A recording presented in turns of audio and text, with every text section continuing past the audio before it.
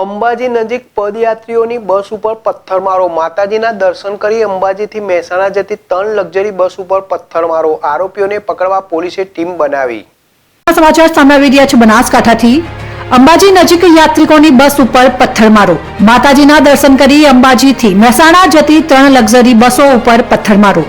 આરોપીઓને પકડવા પોલીસે ટીમ બનાવી। અંબાજીથી મહેસાણા પરત જતી 3 ખાનગી બસો ઉપર પથ્થરમારો। પોલીસે ટીમો બનાવી તપાસ આદરી। અંબાજીથી દર્શન કરીને મહેસાણા પરત ફરી રહેલી 3 ખાનગી બસો ઉપર પાંસા નજીક પથ્થરમારો થયો હોવાની ઘટના સામે આવી છે।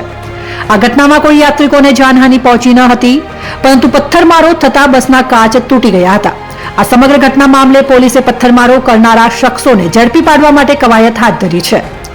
અંબાજીથી મહેસાણા જતી 3 ખાનગી બસો પર પથ્થરમારોની માહિતી મળતી મુજબ અંબાજીથી મહેસાણા જતી હતી ખાનગી બસ પર પથ્થરમારો કરાયો હતો। અંબાજીથી દર્શન કરીને પરત જતી 3 ખાનગી બસો ઉપર પાંસા નજીક પથ્થરમારો થતા બસના કાચ તૂટી ગયા હતા। જોકે સમગ્ર ઘટનામાં સદનસીબે કોઈ માઈ ભક્તોને ઈજા પહોંચી ન હતી।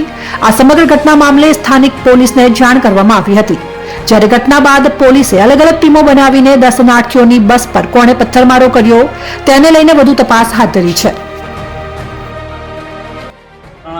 અંબાજી દર્શન કરવા આવ્યા હતા અને દર્શન કરીને પરત અમે અંબાજીથી મહેસાણા તો અરાઉન્ડ 8:30 વાગ્યાની આસપાસમાં અમે રિટર્ન થતા હતા।